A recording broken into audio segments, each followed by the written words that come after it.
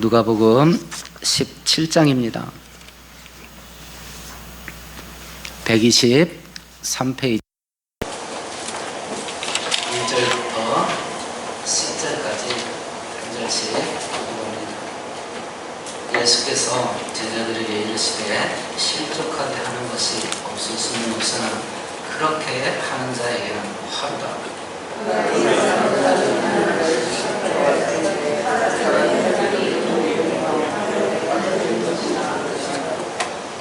너희는 스스로 조심하라. 만일 네 형제가 죄를 범하거든 경고하고 회개하거든 용서하라.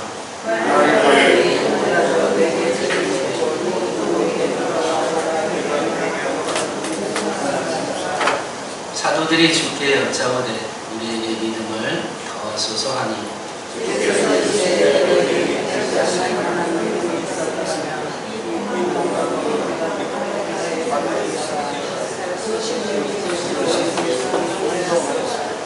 너희 중 누구에게 밭을 갈거나 양을 치거나 하는 종이 있어 밭에서 돌아오면 그대로 곧 와 앉아서 먹으라 말할 자가 있느냐?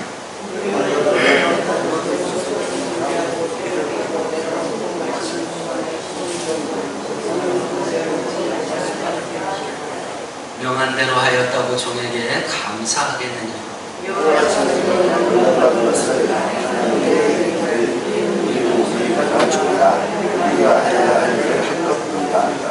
아멘.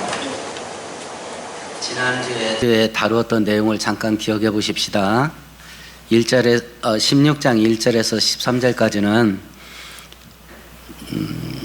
불법한 청지기, 주인의 재산을 횡령하고 허비하는 악한 청지기가 자기 범죄 사슬이 들통났습니다. 결산의 때가 왔지요. 자기가 처벌받으면 먹고 살 길이 막막하니까 주인의 채권자들을, 빚진 자들을 불러 모아가지고 그 빚을 탕감시켜줬습니다. 주인 몰래. 그래서 내가 쫓겨나면 이 사람들이 나한테 신세를 갚을 거다, 이런 마음으로 그런 일을 했고, 이걸 본 주인이 그 악한 청지기를 칭찬을 합니다. 하는 짓이 잘해서 칭찬한 게 아니라 자기의 앞날을 대비하기 위해서 얼마나 약삭빠르게 행동을 하는가 하는 것을 칭찬한 거예요. 그리고 자기 자신의 자녀들, 빛의 자녀들이 아무 생각 없이 사는 것을 슬퍼하셨어요. 두 번째는 부자와 거지 나사로 비유를 했습니다. 우리의 영원한 운명을 결정하는 게 뭐냐? 지금 전 세계는 그걸 결정하는 걸 뭘로 생각하고 선택을 한 것 같아요. 돈으로 선택한 겁니다. 80억이 돈에 목숨 걸고 살아요. 전 지구에 있는 200여 나라에 있는 모든 국가가 경제에 목을 메고 살아요. 우리의 운명을 결정하는 건 돈이다. 그게 부자예요. 그게 부자. 거기에 사지마비가 된 거지 나사로가 음식 쓰레기를 뒤적거리면서 살고 있어요.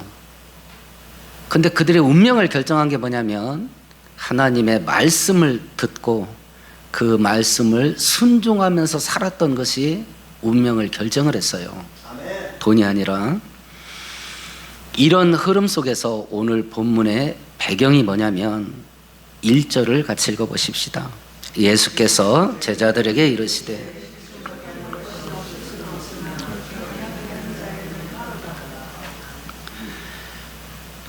우리의 운명을 결정하는데 기회는 딱 한 번밖에 없어요. 이 땅에서 어떻게 살았느냐 하는 것으로 운명이 결정돼요. 그래서 이 땅에서 잘 살아야 돼. 잘 살아야 돼. 그러면 이 땅에서 어떻게 살아야 잘 사는 거냐? 그걸 얘기한 게 오늘 본문이에요. 앞에 있는 악한 청지기 비유를 말씀하시면서 니네 미래를 대비해야 돼. 미래를 대비하면서 살아야 돼 라고 말씀하시고, 부자와 거지 나사로 비유를 하면서 니네 운명을 영원히 결정하는 게 뭔지 알아? 그것은 하나님의 말씀을 듣고 순종하면서 사는 거야. 이렇게 말씀하셨어요. 그리고 오늘 본문에는 그러면 어떻게 사는 게 잘 사는 거냐? 이걸 설명한 게 오늘 본문이에요. 여러분 자녀들을 각자 생각해 보세요. 세상 속에 들어가서 구질구질하게 살았으면 좋겠어요. 떳떳하게 살았으면 좋겠어요. 담대하게 살았으면 좋겠어요. 여기저기 눈치 보면서 주눅 들어서 살았으면 좋겠어요. 하나님 아버지는 우리가 어떻게 살기를 바랄 것 같아요? 똑같지요. 성경에 죄짓지 마라 라는 단어보다 두려워하지 마라, 담대하라, 근심하지 마라, 염려하지 마라, 이런 단어가 더 많이 사용됐어요. 순종하기를 원하시죠. 우리가 죄 안 짓기 원하세요. 근데 아버지가 자식 되는 우리들에게 더 원한 게 뭔지 아세요? 담대하게 사는 거예요.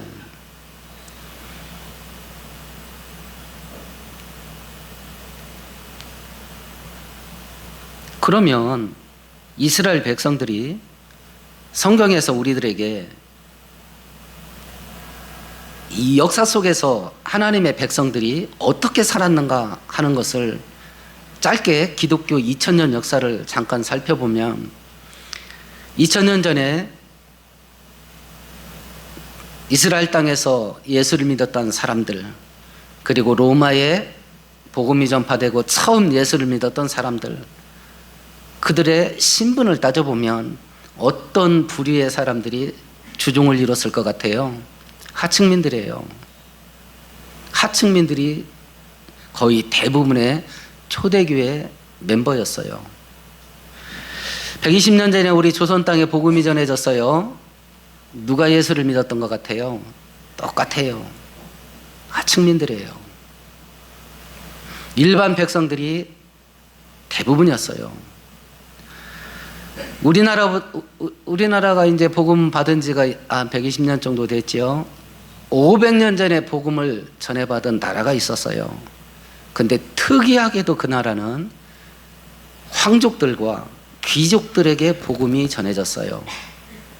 그리고 그 복음이 일반 백성에게 내려가지 않았어요. 그 나라의 기독교는 귀족 종교로 머물렀어요. 500년이 지났는데 그 나라는 예수 믿는 사람들이 전 국민 대비 0.5%예요. 어느 나라일 것 같아요? 일본이에요. 일본이에요. 그렇게 먹고 살기 힘들고 못 배우고 무식한 하층민들에게 복음이 증거됐을 때 그 복음을 듣고 예수를 믿은 사람들이 변화가 돼요. 어떻게 살았을 것 같아요? 영적으로 살면 도덕과 윤리 수준이 어떻게 될 것 같아요? 내려갈 것 같아요? 올라갈 것 같아요? 영적인 수준은 도덕과 윤리가 따라오지 못할 높은 수준이에요. 그래서 영적인 생활을 하는 사람은 도덕과 윤리 가진 사람들이 따라올 수가 없어. 그래서 세상 사람들이 깜짝 놀라요.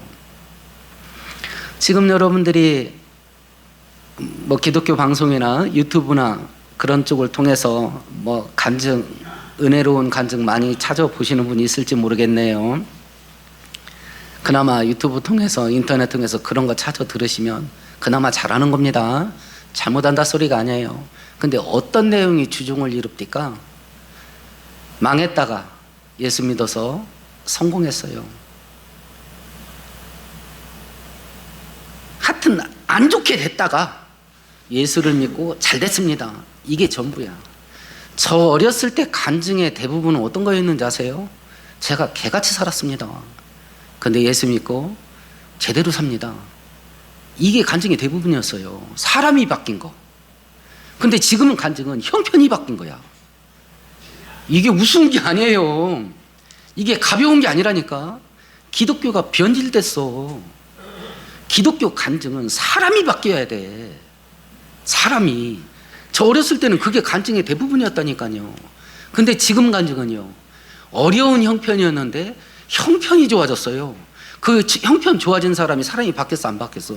그 인간 안 바뀌었다니까. 그런데 우리는 그 간증을 하는 사람이 예수 잘 믿는 줄 알아. 그 사람이 안 바뀌었어. 뭐가 바뀌었냐면 형편이 바뀌었어. 형편이. 지금 현대 기독교가 얼마나 미혹으로 흘러가는지 속아 넘어가.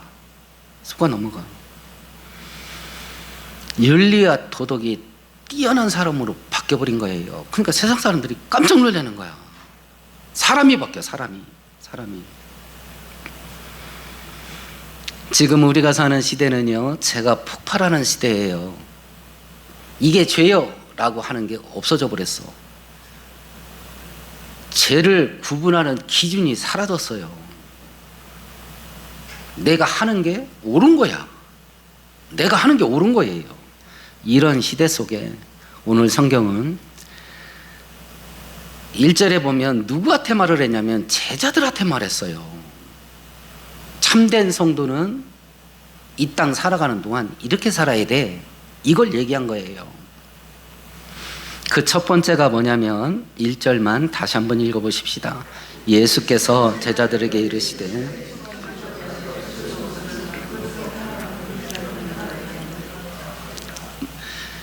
첫 번째가 뭐냐면 실족하게 하는 것이 이 땅에 없을 수가 없다. 실족하게 하는 것이 차고 넘친다. 그런데 실족하게 만드는 자에게는 화가 있다. 이걸 현대말로 이렇게 번역을 했네요. 예수님이 제자들에게 이렇게 말씀하셨다. 세상에는 죄 짓게 하는 일이 언제나 있기 마련이지만 죄 짓게 하는 그 사람에게는 불행이 닥칠 거다. 서로 막 죄 짓게 해. 여기서 말하는 실족하게 하다, 올가미 치다, 덫을 놓다 이런 단어에 이런 뜻이에요. 사람이 넘어지게 하고 함정에 빠뜨리고 이렇게 서로 그렇게 하는 거야. 서로 넘어지게 하고 서로 함정에 빠지게 하고 서로 죽이고 서로 속이고 이런 일들이 세상에 넘친다. 그런데 1절을 보면 예수 믿는 성도 제자가 피해자예요, 가해자예요? 1절에 보면 니네가 당한다고 했어요. 니네가 할 거라고 그랬어요. 니네가 할 거라고 그랬어요. 니네도 한다고. 성도와 제자가 피해자가 아니요. 1절은 가해자야. 여러분 지금 살면서 사람들 때문에 부딪히면서 힘 많이 들은 부분이 있었을 거예요. 본인이 피해자라고 생각하세요? 가해자라고 생각하세요? 빨리 털어. 여러분이 가해자야. 누군가는 나 때문에 죽다 살았어요. 누군가는 나 때문에 지금 죽으려고 그래. 누군가는 나 때문에 지금 살고 싶은 생각이 없다니까. 다른 사람 때문에 다 죽을 뻔했지. 아니요. 성경은 1절에 뭐라고 말했냐면 우리가 가해자래. 우리가. 성도와 제자가 가해자예요. 근데 이 시대가 악하면 이렇게 서로 죽이고 함정에 빠뜨리고 무너지게 만드는 이 관계가 어디에 점점 많아지는 것 같아요? 가정에 점점 많아져. 이게 현대의 위기요. 가족이 가족을 서로 죽여. 점점 많아져. 이게 점점 많아져. 세상은 이렇게 서로 죽이고 망하게 하고 넘어뜨리게 하는 일로 꽉 차 있다. 니네도 한다. 그런데 만일 니네가 했다 그러면 책임은 네가 지는 거요. 이렇게 말했습니다. 책임은 네가 지는 거라고. 그 책임이 뭐냐면 2절이에요. 같이 읽어보십시다. 그가 이 작은 자 중에 하나를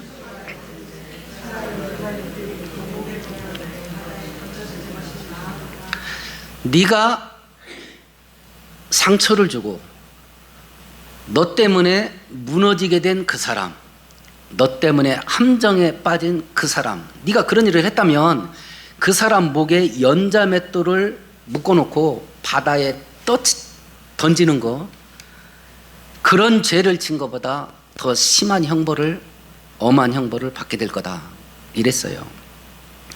맷돌 하면 우리가 떠오르는 게, 머리에 떠오르는 게 크기가 얼마나요? 이만하죠. 근데 오늘 본문에는 그 맷돌이 아니요, 연자 맷돌이에요. 연자 맷돌은 소가 돌리는 거예요. 소가, 말이나 소가 돌리는 거예요. 크기가 대문짝만한 거예요. 사람을 거기다가 묶어가지고 바다에 던졌어. 이건 극형을 받아야 돼. 네가 그 죄를 저지른 것보다 작은 자 하나 넘어지게 하고 무너지게 하고 함정에 빠지게 한 그 죄가 더 엄한 형벌을 받게 될 거다. 이렇게 예수께서 경고를 한 거예요. 실족하게 하는 거 우리는 아무렇지도 않게 생각하잖아요. 목사님, 제가 이런 죄 안 저질렀을까요? 아마 우리 가족들이 제일 살기 힘들게 만들었던 게 저일 거예요. 저일 거예요. 우리 아이들이 저 때문에 제일 힘들었을 거예요. 아무렇지도 않게 합니다. 목사님, 저도 합니다. 여러분들도 얼마나 사소하게 이런 걸 취급할 거예요. 말로 하는 거, 행동으로 하는 거, 표정으로 하는 거 아무렇지도 않게 할 겁니다. 근데 하나님은 살인죄보다 엄한 형벌을 받게 될 거다라고 경고를 하셔요. 작은 자, 문자적인 표현대로 어린아이일 수 있습니다. 가난하고 약한 자일 수 있습니다. 소외된 자 있을 수 있습니다. 초신자 있을 수 있습니다. 나보다 뭔가가 부족한 모든 자야. 부정적인 경고로 받는다면 그러니까 하지 마, 이런 뜻이겠고요. 그러면 이런 실족시키는 거, 믿음이 무너지게 하고 교회 떠나게 하고 하나님 떠나게 만들고 그리고 그 마음이 상하고 찢어지게 만들고, 이런 일들이 이렇게 심각한 죄라 한다면 너 하지 마라. 이건 부정적인 경고가 될 것이고, 적극적인 교훈으로는 어떻게 받아들여야 되냐? 그러면 이거 어떻게 해야 되냐? 무너지게 하지 말고 세워줘라. 함정에 빠뜨리지 말고 사람들 건져주라.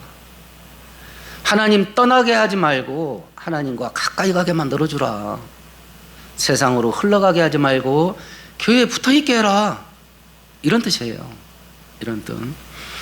그러니까 성도는 이 땅에 살면서 어떻게 살아야 되냐? 첫 번째 원리가 뭐냐면, 죽이고 망하고 함정에 빠뜨리는 세상은 그렇게 돌아가는데 니네들은 세우고 건져주고 위로해주고 강하게 만들어주면서 살아라. 이게 첫 번째 원리예요. 살리고 강하게 만들어주고 견고하게 하는 거. 근데 우리 보고는 이렇게 살으라 가시는데 실제 세상은 어떤 세상이에요? 서로 죽여. 서로 함정에 밀어넣고 서로 무너지게 해. 서로 난조질을 해. 이런 세상 속에서 하나님께서 우리들에게, 진짜 성도는, 참된 제자는 세상 주변이 다 그렇게 미쳐 돌아간다 할지라도 살려라. 건져줘라. 강하게 해주고 견고하게 해라. 견고하게. 이 일을 함에 있어서 제일 먼저 바뀌어야 될 게 뭐냐면 언어야, 언어. 제일 먼저 바뀌어야 될 게 뭐냐면 표정이야, 표정. 표정. 전에 한번 말씀드렸던 것 같아요. 설교의 황태자라는 별명을 갖고 있는 영국의 스펄전 목사님이 있어요. 신학교 가서 신학생들한테 설교를 가르칠 때, 너희들이 천국에 대해서 설교할 일이 있거든. 설교를 하러 강단에 올라가기 전에 거울을 보면서 네가 지을 수 있는 최고로 행복한 표정을 짓는 연습을 많이 하고 올라가라. 이렇게 가르쳤어요. 그러니까 신학생 하나가 손을 들고, 목사님, 그러면 지옥 설교할 때는 어떻게 해야 되나요? 라고 물었어요. 그러니까 스펄전 목사님이 지그시 쳐다보다 그냥 가도 돼 그랬어요. 그냥 올라가도 된다고. 우리는 전부 마귀한테 신방받은 얼굴이야. 전부 마귀한테 신방받은 얼굴이야. 지금 순복음교회에 있는 그 근처에요, 대전교회 내노라는 그 중대형 교회들이 거기 밀집해 있어요. 4개나 있어요. 거기에 뭐가 있어요? 그 사이에 신천지 본부, 대전 본부가 거기 있어요.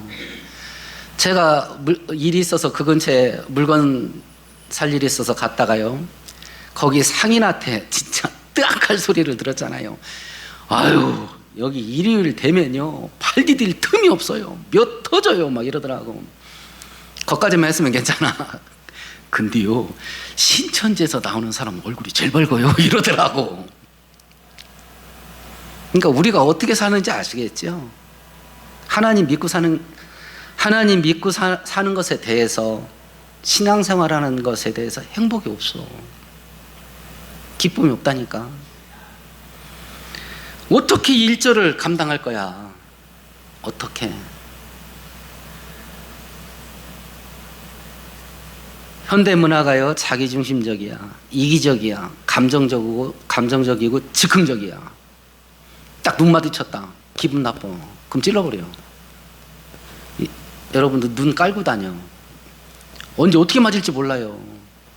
저도 예전에는 교회 근처에서 담배 피는 애들 있으면 불러내가지고 때렸다니까, 교육시킨다고. 지금은 피해 다녀요 맞을까비. 아이들한테 안 돼 하면 애들 기죽는다고 하고 싶은 거 다 해. 이게 지금 학교 교육의 기본 원리야. 지금 애들은 사람이 아니래. 괴물이야 괴물. 사람이 아니요. 이런 때에 참된 백성들에게 세워주고 살려주고 견고하게 하고 강하게 만들어주면서 살아라, 이렇게 말씀하신 거예요. 두 번째 참된 성도가 이 세상에서 살아가야 될 원리는 3절이에요. 같이 읽어보십시다. 너희는 스스로 조심하라. 만일 네 형제가, 1절은 너도 가해자야 에 대해서 이야기한 겁니다. 3절은 내가 뭐예요? 피해자야. 3절은 내가 피해자야. 이제 여러분들이 각자 피해자였다고 가정을 하고 3절을 살펴보십시다. 내가 피해를 당했어. 제일 먼저 해야 될 게 뭐예요? 3절 제일 먼저 해야 될 거.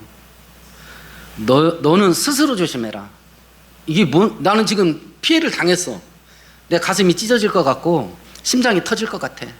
막 뚜껑이 열리려고 그래. 막 화가 막 솟구쳐가지고 이거 뭐래도 안 하면 내가 죽을 것 같아. 이런 피해를 입었어요. 이런 피해를 입어서 제일 먼저 해야 될 1번이 뭐야? 너를 살펴봐라. 이게 무슨 뜻인 것 같아요? 너를 살펴봐라. 네가 1절 했냐 안 했냐 그걸 살펴봐. 내가 피해를 당했어. 그때 제일 먼저 해야 될 게 나를 살피는 거야. 내가 1절 있었나 없었나, 내가 이런 일에 대해 가해를 했나 안 했나, 나를 먼저 살펴보래. 나를 먼저. 이게 대가디오 꼭지가 돌았는데 지금 3절은 꼭지가 돌은 거예요. 내가 당한 거야. 내가 당한 거야. 내가 당했을 때 너는 먼저 너를 살펴봐. 그걸 마태복음에서는 야, 네 눈에 대들보가 박혀 있는데 어떻게 다른 사람 눈에 티끌 들어가 있는 걸 보고 야, 내가 네 티끌 빼줄게, 이렇게 할 수가 있냐. 여기서 티끌과 대들보는 허물이에요. 죄진 거예요. 내 눈에 대들보 같은 게 박혀 있다니까. 근데 다른 사람 눈에 이거 너 왜 그러고 이랬던 거예요. 먼저 네 눈에 들보를 빼내고 다른 사람 눈에 티끌 빼주라 라는 거거든요. 3절은 이제 내가 당했어요. 내가 피해자야. 그때 제일 먼저 해야 될 게 뭐냐면 나를 살펴보는 거야. 내가 1절을 했는지 안 했는지, 이런 일에 대해서 내가 가해를 한 적이 있는지 없는지 나를 먼저 살펴보라는 거야. 나를 먼저. 그런데 그 형제가 용서를 구해요. 그럼 어떡하래요? 용서를 해주래요. 근데 이것으로 끝나지 않고요. 일단 용서하는 부분을 먼저 이야기를 해보십시다.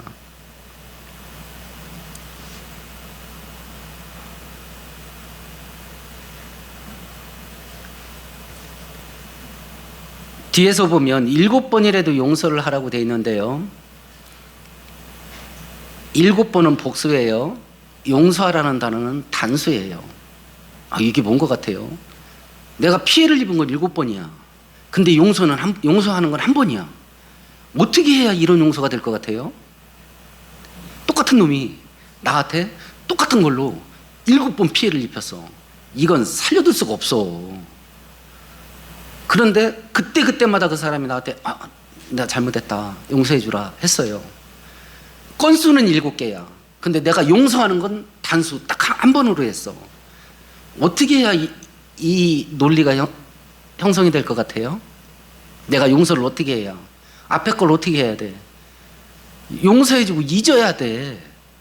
그래야 두 번째가 첫 번째가 되지.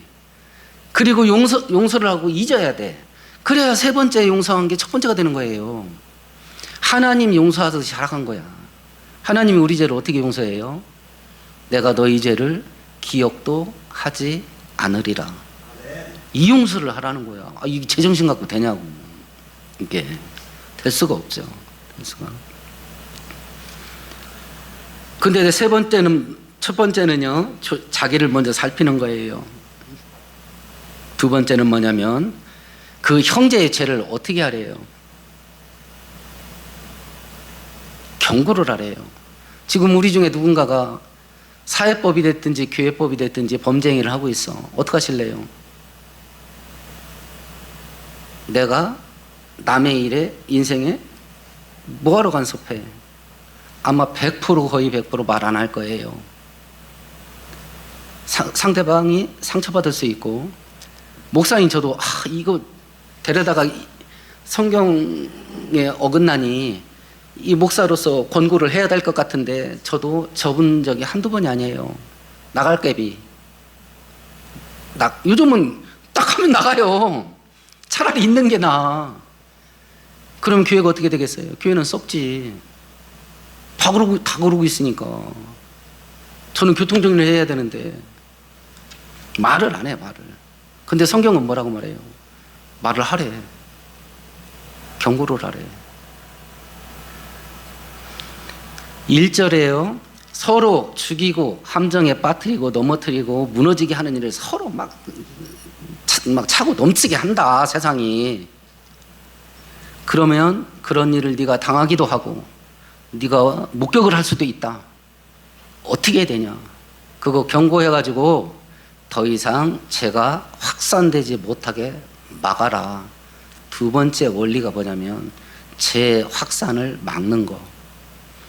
세상을 정결케 하는 삶을 사는 게 우리가 해야 될 두 번째 일이야. 지금 죄가 폭발을 하잖아요. 근데 성도 보고 막아서래. 이러다가 언제 죽을지 몰라. 지금 이랬다가는 언제 죽을지 몰라. 밤길 조심해야 돼. 그걸 막아서래. 죄를 덮어주는 게 우리는 사랑이라고 생각하죠. 죄를 덮어주는 게 은혜롭게 간다고 생각해요. 성경은 그렇게 말한 적이 한 번도 없거든. 그러면 성도들이 이렇게 알고 있는 게 어디서 온 거야? 마귀가 심어준 거지. 마귀가 심어준 거 아니에요. 성경은 죄를 드러내라겠는데 이걸 덮어주는 게 사랑이래. 누가 그랬는데? 이걸 덮어주는 게 은혜래. 누가 그랬는데? 성경은 드러내라고 그랬는데. 그리고 회개하거든 용서를 하는 거예요. 어떻게 해요? 하나님이 나를 용서하든 용서하는 거예요. 하나님이 나를 용서하든. 잠언에도 이야기를 합니다. 악인을 의롭다고 말하거나 의인을 악하다고 말하는 자에게는 저주가 있을지어다. 지금 우리나라 범죄 수사, 우리나라 법원의 재판, 이런 일이 벌어지는 걸 말세적인 징조 중에 하나로 봐요. 하나님은 하나님의 공의가 무너지고 하나님의 질서가 무너지는 거. 그런 세상 속에서 우리 보고 뭐라고 말하냐면 그걸 죄가 폭발하고 확산되는 걸 막는 삶을 살아라. 그걸 막으려면 나는 뭐부터 해야 돼? 3절에 나 먼저 살펴봐야지. 너는 당연히 하면 안 되고 주변에서 악이 죄가 흘러 넘치고 있냐? 그거 막아라. 교회와 성도들에게 그걸 말씀하신 거예요. 그걸 막아라. 오래전에 미국 시카고에 해몬드라는 지방 도시가 있었다 그래요. 거기는 가난한 노동자들이 대부분 주민들인데 범죄가 끊어지질 않아. 거기에 잭카일이라는 목사님이 개척을 했어요. 그분이 이제 막 죄를 책망하는, 맨날 죄지니까 죄의식도 없고 윤리의식도 없어. 먹고 살기 바쁘니까 죄를 책망하는 설교를 했어요. 한 청년이 설교 그만하고 총을 쏴버렸어. 다행히 맞질 않았어요. 예배 마치고 장로님들이 말렸어. 이제 그런 설교 그만하시라고. 아니, 하나님이 말씀하라는데 어떻게 안 하냐. 그래서 교회에서 방탄유리를 해줬어. 앞에다가 방탄유리. 계속 죄를 책망해. 두 번 때 또 누군가가 총을 쐈어. 그런데도 계속 죄를 책망해. 그 뒤에 어떤 일이 벌어졌냐면요, 그 도시의 범죄율이 줄어들어. 사람들이 거기에 밀려오기 시작해요. 그때 당시 전 세계에서 주일학교가 가장 큰 교회였어요. 애들 데리러 다니는 버스가 120대 운행됐다니까. 마지막 때 우리 교회와 성도에게 이걸 하라는 거야. 이걸 하려면 나는 당연히 죄와 싸우는 삶을 살아야 되겠죠. 나를 살피고 나를 돌아봐야지. 그리너 가서 죄된 것을 보았을 때 이렇게 하면 안 됩니다 라고 말을 해야 된대. 쉽지 않죠. 이 이야기를 들으니까 제자들이 뜨악했겠죠. 그래서 제자들이 예수님께 요구한 게 있어요. 5절 6절입니다. 같이 읽어봅니다. 사도들이 주께 여짜오되 우리에게 믿음을 더하소서 하니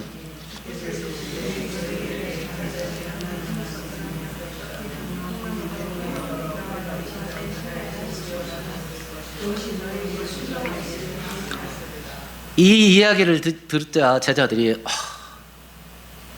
도저히 안 될 것 같았나 보죠. 뜬금없이 저희들에게 믿음을 더해 주십시오 이렇게 요구를 했어요. 그러니까 제자들도 지정신 갖고는 이렇게 못 살 것 같은 감이 왔던 모양이죠. 믿음을 더하소서. 양을 불고 주는 거야. 양 500ml 있었으면 1000ml, 10,000ml 분량을 막 뻥튀기 시켜주는 거야. 크기를 키워주는 거야. 믿음의 크기, 믿음의 분량, 이걸 이따만하게 막 키워주세요. 그러면 제자들이 믿음이 크고 믿음의 양이 대용량이면 이런 삶을 살 수 있을 거다라고 생각을 했던 모양이죠. 지금 우리 현대도요, 모든 것이 숫자로 말해요. 크고 많은 게 최고예요.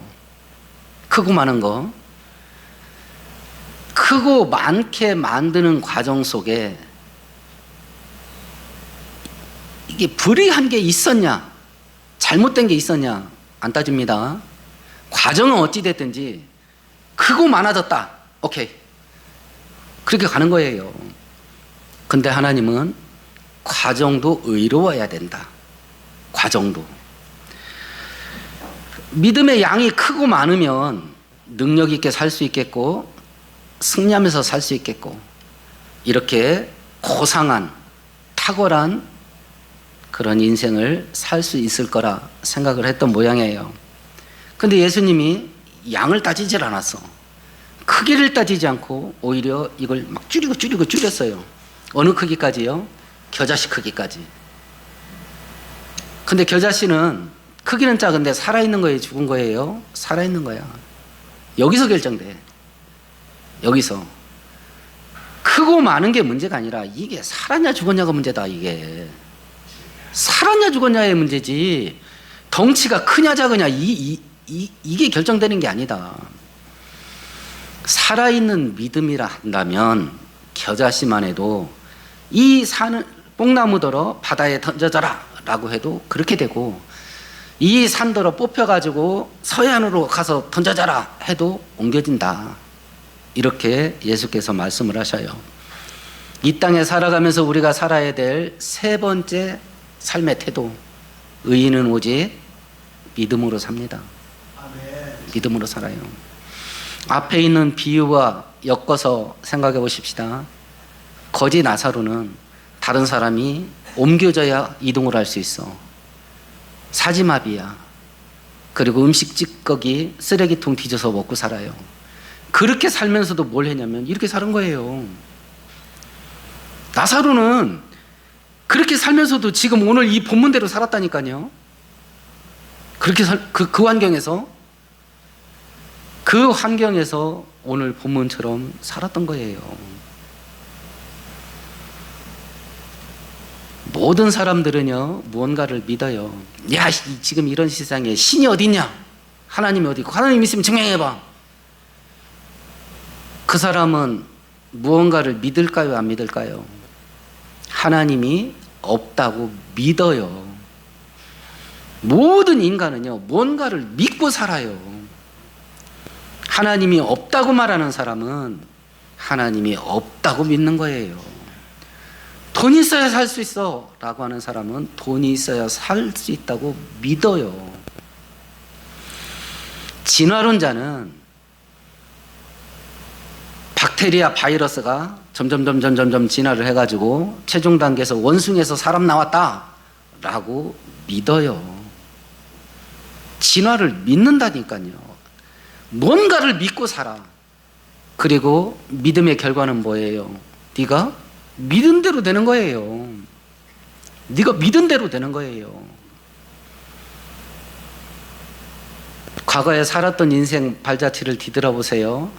그런 선택을 왜 했어요? 지금 생각하기에 그때 그랬으면 안 되는 게 하는 게 있었을 거 아니에요. 그때 왜 했어요?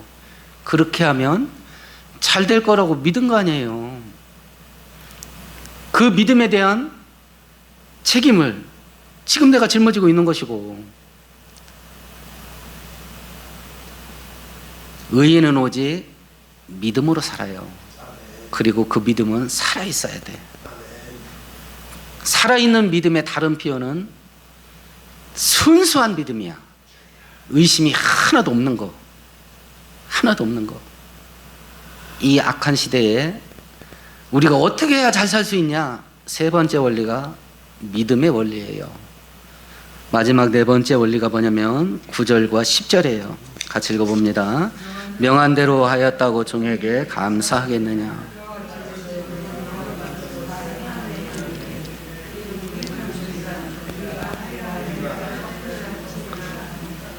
너희 중에 하인이 있다고 치자. 낮에 밭에 가서 일하다가 저녁 때 해 떨어지고 집에 왔다. 그러면 네가 그 인한테 오늘 하루 수고했다 야. 이렇게 앉아서 밥 먹어. 할 사람 있냐? 빨리 와서 저녁 만들어라. 이럴 거 아니냐? 그리고 네가 먼저 먹은 다음에 밥 먹으라 할 것이고, 그 하인이, 그 종이 그렇게 했다고 치자. 수고했다고 니네가 칭찬하냐? 안 하잖냐? 왜 그러냐? 그게 하인이 할 일이기 때문이다. 너희들도 이와 같이 해라. 네 번째 삶의 태도가 뭐냐면 충성의 원리예요. 충성의 원리. 하나님이 나를 어떤 처지, 어떤 형편, 어떤 자리, 어떤 환경 갖다 놓고 살게 하시든지 그 자리에서 충성되게 하나님을 섬기는 거예요. 충성되게. 우리는 미래를 대비하고 살으라고 하나님이 말씀하셔요. 그 우리가 대비해야 될 미래는 궁극적으로 천국과 지옥이에요. 천국과 지옥이 갈라지게 하는 그 결정은 어디서 일어나냐? 이 땅에서 일어난다. 이 땅에서. 이 땅에서 어떻게 살았느냐에 따라서 결정된다. 천주교가 연옥 교리를 만들어서 죽는 자들의 임시정거장이 있다. 그래서 본인이 죽은 영혼이 그곳에 가서 회개하고 자기를 깨끗하게 하고, 살아있는 가족들이나 뒤에 세상에 남아있는 자들이 헌금 많이 해주면 점점 단계가 올라가다가 잘 되면 천국 갈 수 있는 두 번째 기회가 있다. 이단 교리예요. 우리가 부자와 나사로 비유 통해서 배웠습니다. 분명히 말했습니다. 그쪽과 이쪽 왕래 못한다. 한번 갈라지면 끝이요. 한 번 죽는 것은 정해진 것이요 그 이후에는 심판이 있으리라. 이 땅에서 잘 살아야 돼. 이 땅에서. 지금 이 오늘 성경 본문의 주인공을 누구로 삼아야 되냐면 거지 나사로를 주인공으로 삼아야 돼요. 사는 형편이 그런데도 이렇게 사는 거예요. 나사로의 사는 형편이 그 지경이야. 죽을 때까지 얻어먹고 살아야 돼. 죽을 때까지. 죽을 때까지 전신마비야. 사는 형편이 그런데도 오늘 본문처럼 나사로가 본인이 선택한 거예요. 그리고 이렇게 사는 삶 속에 본인의 의지와 본인의 결단으로 사는 거 아니에요. 하나님의 은혜예요. 하나님의 은혜가 언제 우리에게 부어져서 이렇게 살게 하냐? 이렇게 살기 시작할 때예요. 이 과정 속에 10% 순종하면 10% 은혜가 부어지고 20% 순종하면 그걸 감당할 20%의 은혜가 오고 내가 살아가는 성장 속도에 맞춰서 하나님의 은혜도 같이 불어나. 같이 불어나. 이렇게 살았다고 치십시다. 그럼 이건 내가 이렇게 살았으니까 마땅히 천국 가는 건 나의 대가입니다 라고 말할 수 있다고 말해요? 없다고 말해요? 없다고 말해요. 네 번째 원리가 그렇잖아요. 그거 다 했어. 그래도 내가 마땅히 해야 될 일입니다. 할지니라. 하나님의 은혜예요. 은혜야. 은혜. 첫 번째 원리는 사람들은 다 서로 죽이고 무너지게 하고 함정에 빠뜨린다. 이런 악한 시대 속에서 너희는 살려라. 구덩이에서 빼주라. 무너지게 하지 말고 강하게 만들어주는 삶을 살아라. 두 번째 원리, 세상은 죄가 폭발하게 될 거다. 너희들은 스스로 조심해서 죄에 흘러 떠내려가지 말고 죄를 받냐? 그러면 죄를 막아서는 죄가 확산되지 못하게 가로막아라. 세 번째 원리가 뭐냐면 오직 믿음으로 살아라. 살아있는 믿음이어야 된다. 네 번째 원리는 충성의 원리. 지금은 내가 도저히 형편이 안 됩니다. 나사로하고 비교하세요. 하나님을 섬길 형편 따졌다가는 한 방에 훅 가는 수가 있어. 형편 따졌다가는. 네 번째 원리는 형편 따지지 마라. 그 자리에서 충성하는 겁니다. 북한 성도를 늘 생각하시고 중국의 지하교회 성도를 생각하시고 이슬람 지역의 성도들을 생각하는 거예요.